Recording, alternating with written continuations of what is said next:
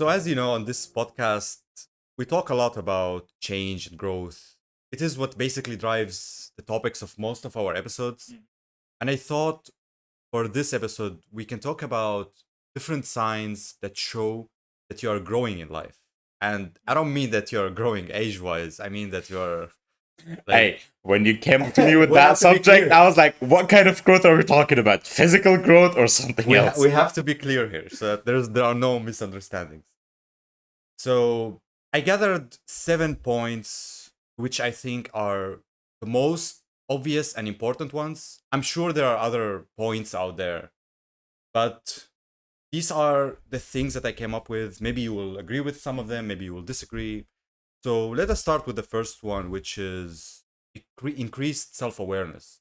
You become more you become more aware of your behaviors and also the behaviors of other people. You start to notice the things that you do and why you do them. What do you think about that? I don't. I wouldn't really describe it as increased self-awareness. Maybe it was non-existent in the first place. I would probably describe it. You become more nitpicky about the stuff that you do. So in the sense of like, it's not like your self-awareness increases. It probably does, but I guess is that your focus just shifts more innerly, Mhm. and focuses more on your actions and what you do, because you start realizing that what you're doing right now doesn't align with Who you want to be. who you want to be, or the kind of person that you're trying not to be, whichever is the case here. I guess instead of more self-awareness, your focus is, you get a shift in focus, Sure. where the focus just goes more on your inner self. And You pay more attention. exactly. And you kind of see the patterns in general. Like, I don't know, you've been through multiple breakups and they all end in the same way. And then you start to, oh, wait, why is this happening? Maybe I am the problem. Maybe, Yeah. you know. And I guess that is kind of related to self-awareness in a sense.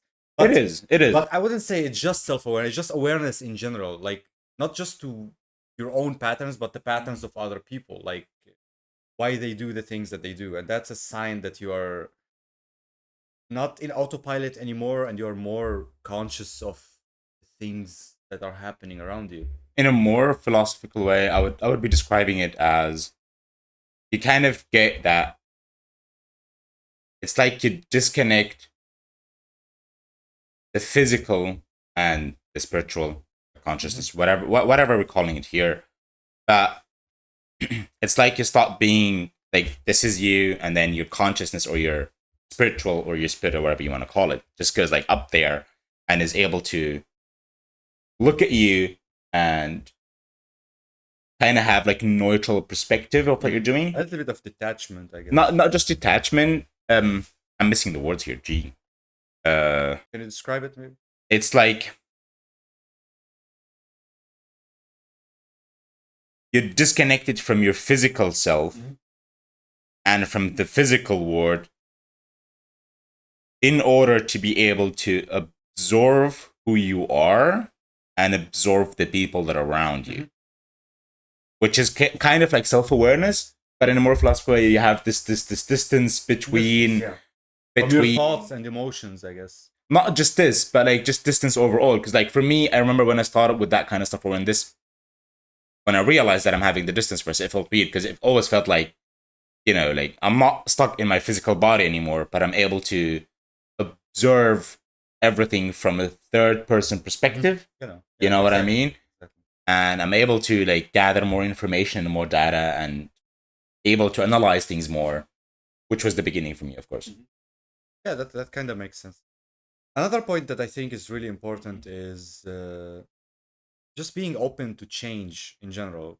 And I feel like that does kind of come after you become more self-aware, in a sense. Like, you start to notice the patterns that you have, but even when you are aware, it doesn't necessarily mean that you are willing to change certain things that you don't like about yourself. You might get stuck or feel stubborn that you're not the one who should change, but other people should. So I think this is an important sign that you're growing in general, that you are willing to change certain aspects of yourself. You accept that you have a negative side, you have weaknesses, and you are willing to improve in that, to cut old habits and adapt new ones, to change certain core beliefs. Yeah. I look at it again. I'm just trying to provide a different perspective here. I rather look at it in the sense of being honest with yourself. Yeah. Being honest with yourself here means that being able to say that this habit is not doing me any good, or maybe perhaps even more on the harsher side, is that I'm a useless cunt. I'm wasting my time. I'm wasting my life. You know, like that kind of stuff. You kind of have to go past your ego in a sense. Exactly. And then when once you start being more honest with yourself and start realizing that, okay, there's a lot of things that I'm doing wrong, not necessarily wrong, but I could be doing in a different and better way. Mm-hmm. I think that opens up the door for you to be open. Yeah, become more open-minded. Exactly. And then you start trying and adapting new things. It's just like you kind of looking below your ego, your sense of self that you've had so far, and trying to open the door to a new possibility in the future Mm-hmm. that could and hopefully should also occur. And then you become kind of more open, like you said. Yeah, I kind of agree with what you say. And like, I know from my past self, like, I mean, I've been self-aware for many years. Like,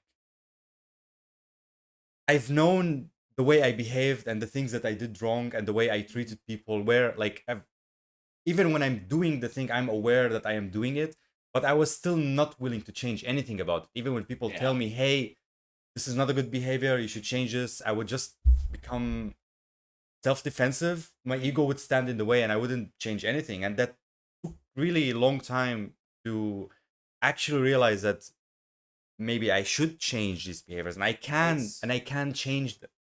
It's kind of related to letting your guard down, in the sense of when you're being defensive and when you're being too stuck to something, or you're hanging on to something too hard, it's because your guard is up and you don't want to do anything else. You're just self-defensive. Exactly. And you're maybe protecting yourself on the other side of the spectrum as well, maybe you could be trying actually too hard to let your guard down and to change something, which then would backfire. It's something that it's something that just hits you somewhere between the lines of,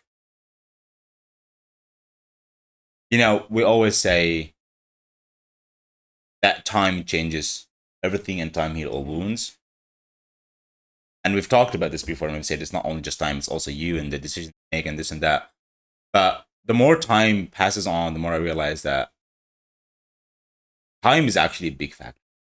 Absolutely. Time. I'm a big believer of that. Time is a big factor. So like, I even got to the point where I started saying things like, everything in due time. Everything will come and everything will happen when it's supposed to come and happen.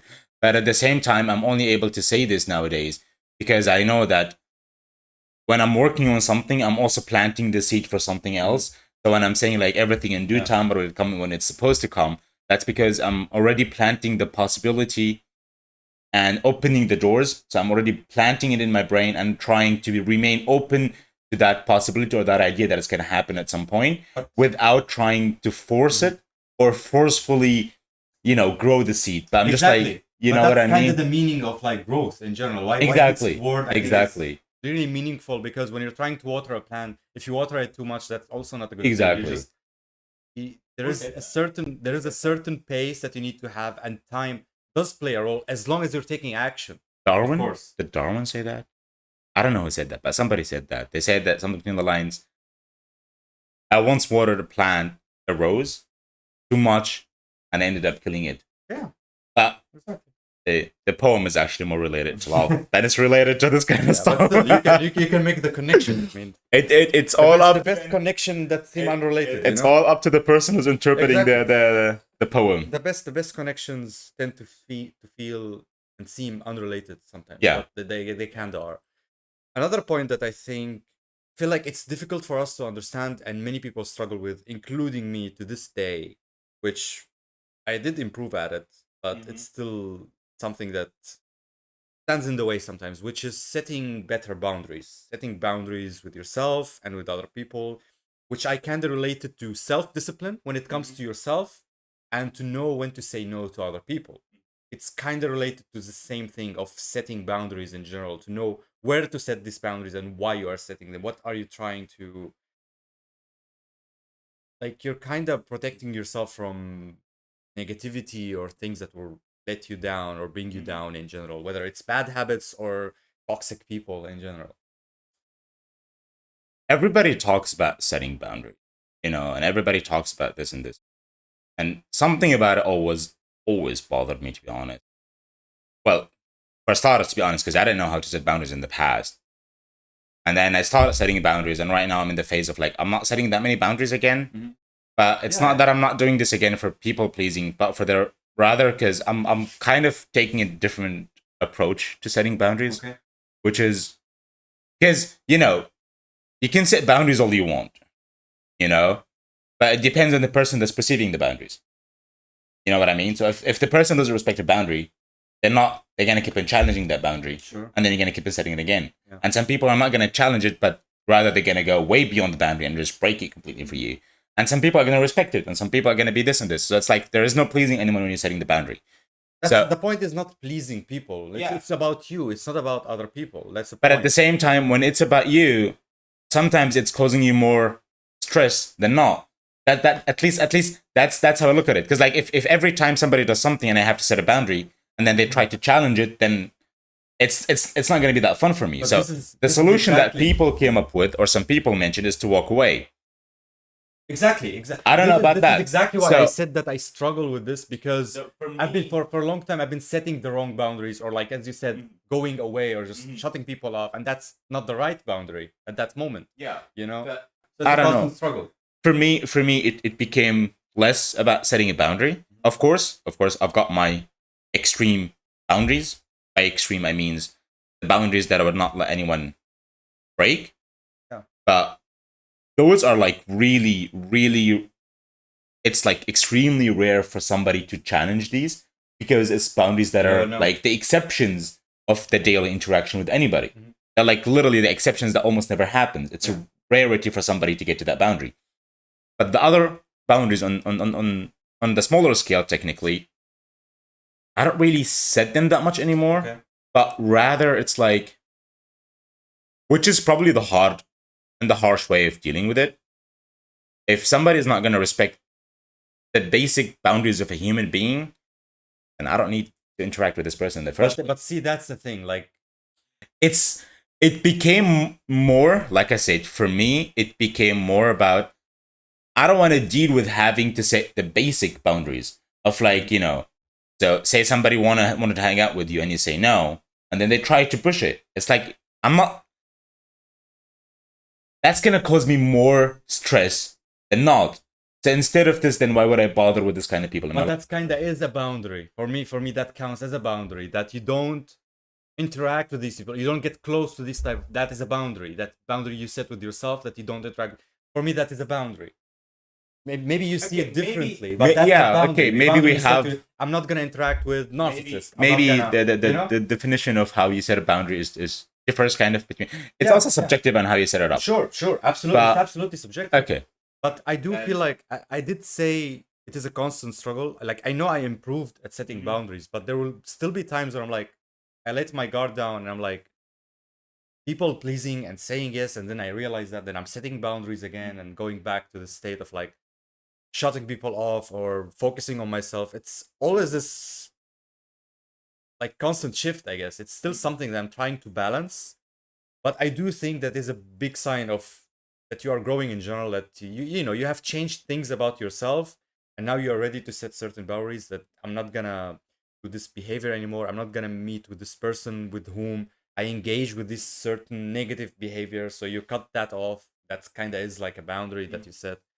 It kind of is not only that you want to like interact with people and get closer to people that would respect these boundaries, but also that you respect yourself. When you set boundaries with yourself, with like discipline and all of these things. That's, I think for me at least, that's more important than setting boundaries with other people. It's not even boundaries, to be honest with yourself. It's more like, Kinda is. it is it? Kinda is like self-discipline. Like there are things like eating sugar, for example. You do want to eat sugar. We all have this craving. Like I want to eat this cake, but you set this boundary that I'm not gonna do that today. Like you set, Okay, maybe it is a boundary. maybe I take it in a more extreme sense then. Maybe Because for me, it's not a boundary, but it's rather like, maybe it's so automatic for you. for me, it's like, okay, we're not eating sugar. It doesn't fucking matter what happens. That is the boundary. You're not gonna eat sugar. I don't know. Maybe because it is so automatic for you, and like you would never do it, so you don't see it as an object. You don't see it as a boundary. It's more like something you do. You know what I mean? Yeah. So maybe that's the reason. Kind of interesting. Could be. Yeah, that's kind of. I don't explore that kind of. I don't explore that kind of area with myself, to be honest. Not gonna lie about Kinda it. interesting. Yeah. Another point that kind of ties to every other point about growth in general, that you are willing to face discomfort. This goes to whether you're open to change or you're setting boundaries or whatever, that you're gonna go through things that are gonna be painful and you're not gonna enjoy necessarily. And so when you're willing to go through that and you try to see the end of the tunnel and that things will get better, then that's kind of a sign that you are generally becoming a stronger person and you know yourself better. And you understand that this pain is a necessity and is part of life. And that you can't, if you're avoiding the pain, then you're stuck in your ways and you're not willing to change. I think with a lot of people say this, that pain is one of the best teachers. Yeah. And the problem with this, for example, is that there's many different factors, many different approaches that you can look at it from. But if we're talking about the general case of it, then I think everybody will come to terms at some point in their life that you have to go through the hardships and the hard times, regardless of how you feel and regardless of how things are around you. There is just phases that you just have to push and go through them through literally only sheer of willpower. Even if you don't want to, even if you're not feeling it, even if you're down, depressed, tired, You don't having have a to hard like time, these states, but and you just realize that sometimes you just gotta push through what you're pushing through with just sheer of willpower.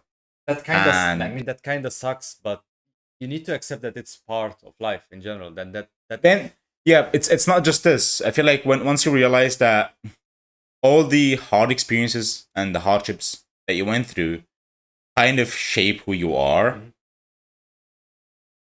and you get in a hard time or a hardship, you kind of start wanting to push through it yourself. Because you know that, okay, this is going to trigger a huge shift in me right now. Yeah.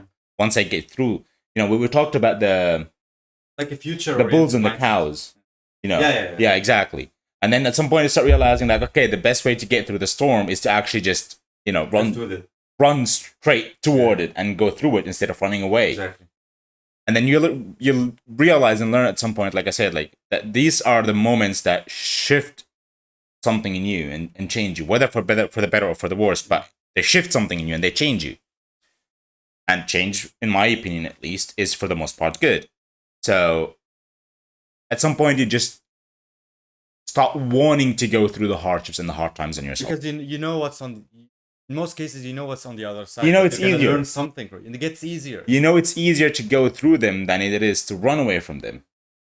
Yeah. That takes time to get to that point, but at some point, I mean, it's also something that I have denied for a long it's time.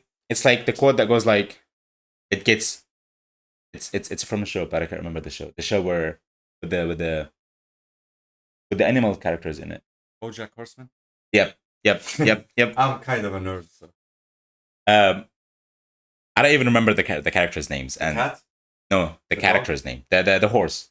BoJack. Bojack, exactly. Bojack's laying on the ground BoJack the Horseman, you know. and working out, and then a guy comes up to him and he tells him that it gets easier, and then Bojack goes like, "Does it?" And he goes like, "It gets easier every day, but But the hard part is to do it every day and get used to it. Yeah, it's like a Exactly. muscle. It's like So a like habit. when you get used to going through hard times and you realize as well your inner strength and that you're able to go through the hard times and the hardships, that's when you start realizing that okay, it's actually easier to just, you know, go through the storm, get the suck part out of it, and just, you know, adapt to it instead of trying to run away and letting it catching up to you. But that's also a double. Now that I'm saying this out loud, it's a double-edged sword because you can get used to the running away as well. That's why we go back to the same. Why does it mean growth? Why is it called growth? Because you need to give it time. You need to water it. That's true. Not the whole time, you know. And then if you do it too much, then that will backfire in some way, and then it's not growth anymore. You're just being addicted to something else, you know, and that's not good. Yeah, like I mean, many people would relate to this, but I've always lived this kind of lifestyle of avoiding pain and discomfort for a long time. Like whether it's binging on drugs or I don't know, watching TV series and just avoiding my problems in general and trying to get away from them, distract myself. And it really took me a long time to understand that you need to go through this pain. You need to understand yourself and yeah, like I only learned the lesson after so many psychedelic trips and long meditation sessions and just trying to understand who I am and what kind of traumas I had in the past and having this willingness to go through that pain again and understanding that I will face new pains in the future, and when that happen I am more ready for that. And that was a big sign for me that okay, I'm actually changing, I'm actually becoming a better person, I'm actually growing, and like I'm ready to take on new things and to embrace new parts of life, I guess. Your body also starts to just feel it. Like you just you just kind of get that feeling that, you know, it's a new challenge. It's like exactly. Like it's a new challenge. That's why it's a new chapter. It's hard to describe. It's a new chapter that exactly. I don't know, but everybody feels it different, you feel it. and everybody reacts to it different. For example, like I noticed in myself when I'm starting a new chapter in my life, there's always something that I try to change externally, like either in my appearance or in my room or in my design for stuff, as a mark for a new chapter that's starting, you know, or a new hurdle that I've got to go through. When you move to a new place. Exactly, and it's like every time that a new chapter or a new hardship starts, and I'm realizing this, there's always my instant reaction has always been, and I've only realized this like a year ago, that we gotta change something, either with like, you know, style wise, you know, look wise, you know, something in my room maybe. Something that's external. You need to get just out to kind of like I'm marking the beginning of a new hardship, or like a sign that you're slowly getting out of this comfort zone. Like we talk a lot about moving to a new place and why that is so life changing, and because you're actually completely going out of your comfort zone. You're going to a new place and you're kind of facing discomfort in a sense that, like for us at least, that we had to spend a lot of money for the moving, and it wasn't easy. We had to go through things that we didn't go through before, and paperwork and all of these things that are, you know, we don't like to do, but we were forced to do them in that moment. And that is, it's not this, it's also I find also, like for example, the uncertainty when you're quitting your job and starting a new one, you've got this phase of uncertainty of like how it's gonna go. The unknown. And then when you realize that okay, I can deal with this, that also kind of gives you a stack of proof that you can deal with other things. Exactly. That gives you the stack of proof that okay, I've got the ability and the inner strength to deal with a lot of stuff. And that also benefits you for the longer run. Yeah, and I feel like once we have noticed how much we are changing and growing, there is an important thing that we need to realize and go through, which is the next point of acceptance and letting go of the past. And I feel like this one is kind of difficult.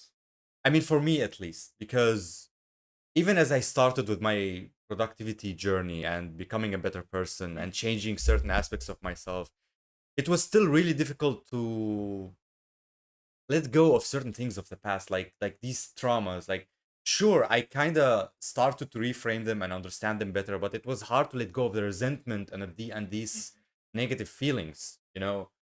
how was your experience with this one? I'm pretty sure it's a little bit different for you. Letting go of the past is, so if you're looking at the order of how you're talking about this, letting go of the past was one of the first few things that I did. Really? Yeah. Interesting. My approach to it was because like at the time when I started, when I wanted to change, that's when I looked backwards and I saw that I'm carrying shitloads of baggage. And you managed to just let go of all No, no. I was kind of going through them one by one. Okay. And it's easier said than done. Because everyone got their own experience with it, and some of the baggage that we are carrying, they're either external or something internal. Sure. Some of them are more emotional, some of them are more or less emotional.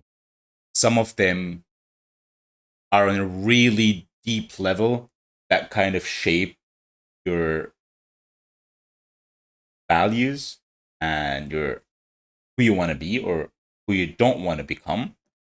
And some of them are just like a small experience that can alter your life in a small direction, Yeah. The smaller ones are easy to deal with, in my opinion, and easier to let go of. But the deeper the thing or the experience hurt you or haunted you or whatever you want to call it, or wounded you maybe, the harder it is to let go of them. But I believe is, so for me, for example, one of the first few things that I tackled was one of the hardest things. I don't know why my instinct went like, we're just gonna go to this experience that we went through and we're just gonna tackle this. I don't even remember why I decided to go with the harder part first instead of trying to build up some progress That's with a it. good approach. And it took me a good chunk of time to deal with that first thing. And till this day, like, I'm still speaking from my own experience. The problem with when we're talking about letting go of the past is that you don't know if you actually let go of the past. Yeah. Because it's just your head that's telling you, Yeah. like, so in my head, that's kind of what that was my experience. in my head, I was letting go of the past and I was, working through the pain or maybe dealing with them or maybe healing my wounds and my traumas. I don't know. But that's just in my head. Yeah. And then there is no way of actually knowing whether you did that or not. And I think that's what you kind of feel it, like you realize. Still, even if you do, because it's a part of you. And then at some point, you probably never gonna go away. Exactly. And then that's again when this uncertainty, when this fear that, did I actually lose that? Did I actually not manage to move through it? Mm-hmm. Did I actually not manage to close that door once and for all? And that's the scary part of letting go of the past. But I guess at the same time, there is still like multiple things here to keep in mind. One of them is at some point you realize that the past doesn't matter. It doesn't. In a sense, it doesn't. Sure. It doesn't matter because the past doesn't exist. It matters because it shaped you, but it doesn't matter because it doesn't determine how you should move on. The past doesn't exist. Like, why not? I'm in the mood to taking a lot of quotes today. We're gonna take a quote this time from Simba, a lion cartoon. You quote a lot of cartoon characters. I like that. Oh yeah, I've been doing this a lot lately in my brain. Sometimes they are more wise than real people, You know what? We're gonna quote from Kung Fu Panda this time. We're not gonna do the Simba quote, the Kung Fu Panda. I've never liked Kung Fu Panda. I don't know why. I don't remember his name, but the dragon warrior, the panda himself, is sitting there with his master, I guess was it, the turtle behind him, and he goes like, maybe I should just quit and go back to making noodles. And the master goes like, noodle, don't noodle. Noodle or not quit, don't quit. There's an ancient saying that goes like, yesterday is in the past. Yesterday is I'm confusing myself right now. It says that yesterday is a history, tomorrow is a mystery, and today is a gift. That's why it's called the present. Yeah, I know that. And when you realize that, when that moment of realization hits you, and you realize that the past is history, it doesn't matter Yeah. because the past doesn't determine who you are right now anymore. It's something that happened and might be affecting the way you behave, but it doesn't really matter anymore. You can learn from the past. Don't get me wrong, and the past is still a part of who you are. I'm not denying any of these stuff. I'm a firm believer that the past forms your sense of self Sure. and your identity. But I guess sometimes we take it too far away that we start believing We that the hang past, on too tightly to it. That's not the just thing. this, but the past, it's kind of, you let the past It takes a hold on you. dictate Yeah. all of our It life. takes a hold on you. But once you realize that the past just affects you slightly and you can just let go of it and just focus on who you are, who you want to become, Exactly. and start looking toward today and the future, I think that's when things change. But at the same time, something to keep in mind here that when I'm saying about looking toward to the future, that's not in an anxious way, but it's like, what's tomorrow's adventure like gonna be like? It's And- just, and just that being, kind of being stuff- more future oriented in a sense. And More- that kind of that just changes. Yeah, it's something that you just gotta go. But I do think for me it was a bit different because I mean I did start by going to the past. I did think about my childhood and everything, and I thought that I was over it when I started to change myself and improve.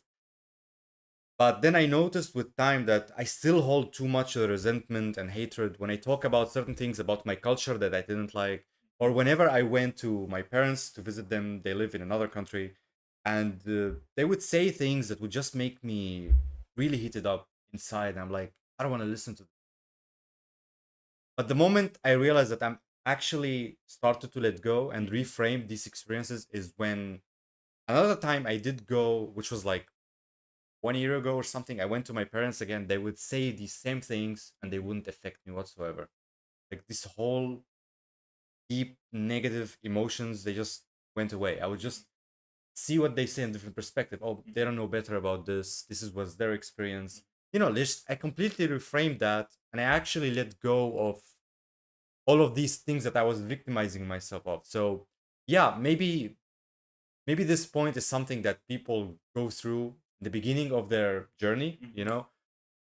But for me, it was a little bit different because in the beginning, I think it was more of trying to avoid all of this past. I was just, It depends on, I was lying to myself, you know. like, everybody goes through it differently. Yeah, yeah. But I was still working on myself. I was still doing really good things. The And I was steps- growing, but in the a different steps- way. I'm just saying that the steps to It's different for everyone. it's different for everybody. Yeah. That's why This is how they felt for me personally, yeah. you know.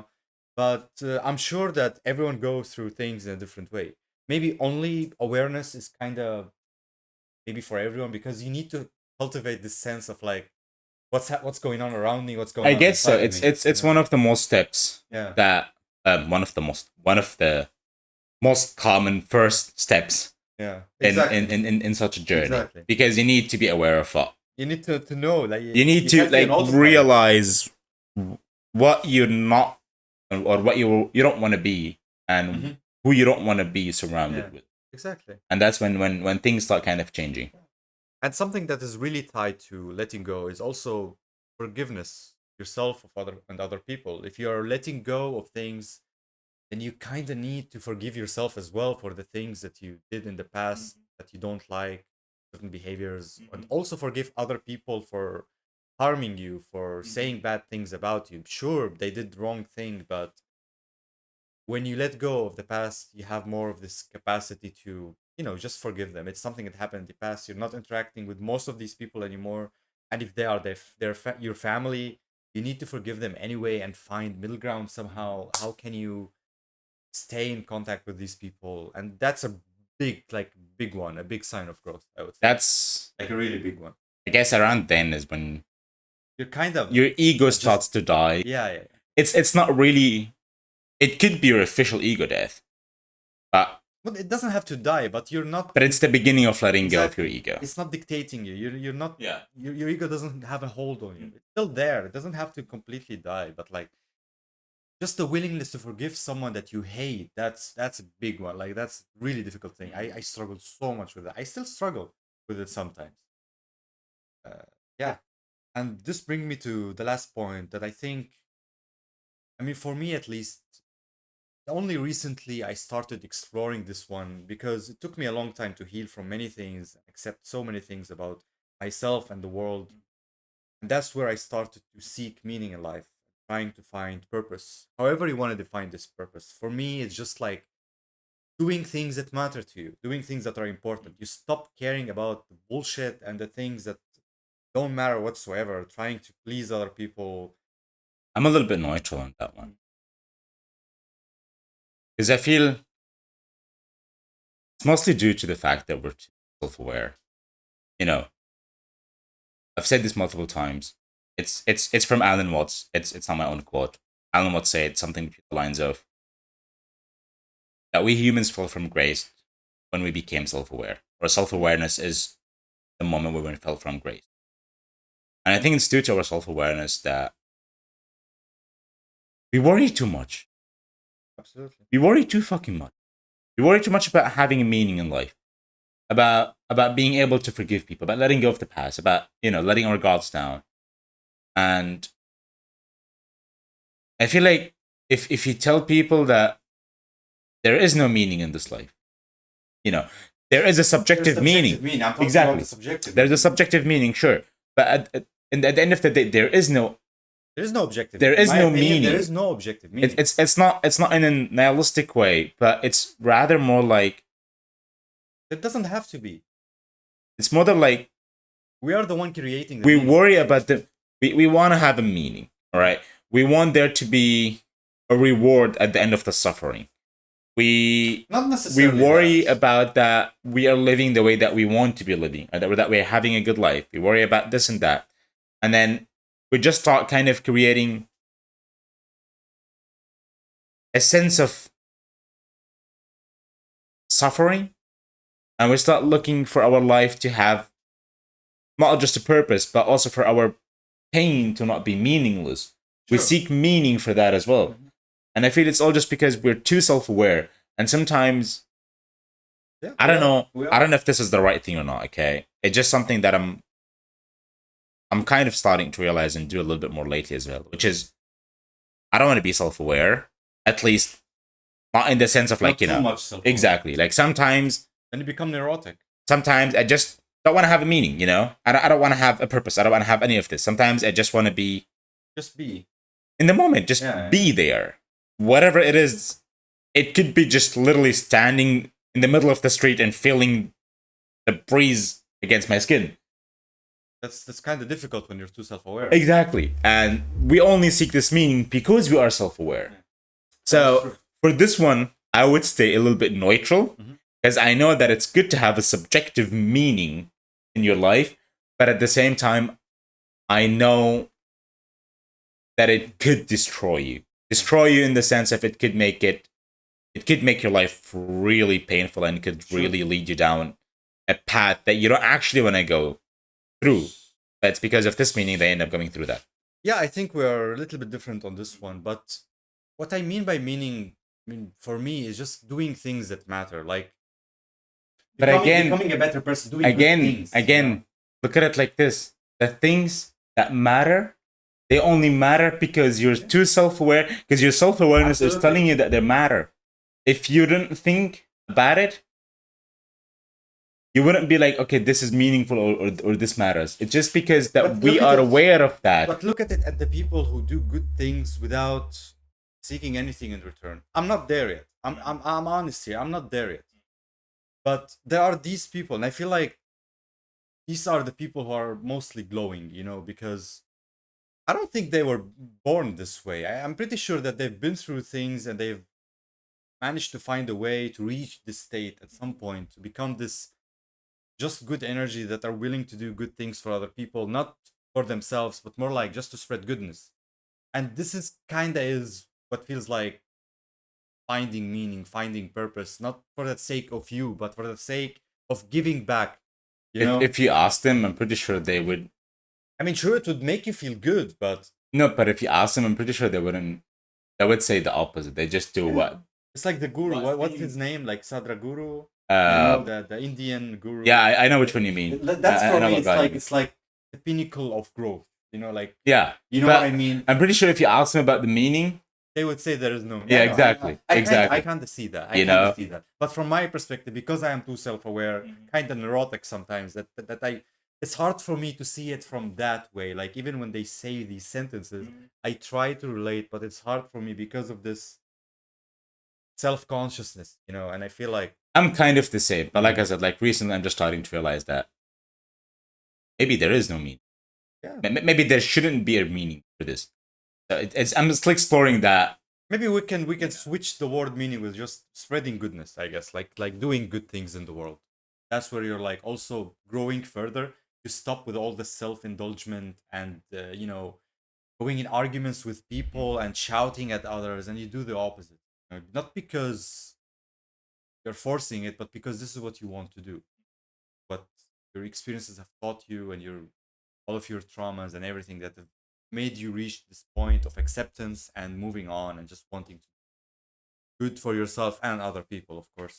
So yeah, I think this is it for this episode. And thank you so much for watching, and we hope that we'll see you in the next one. In the next one.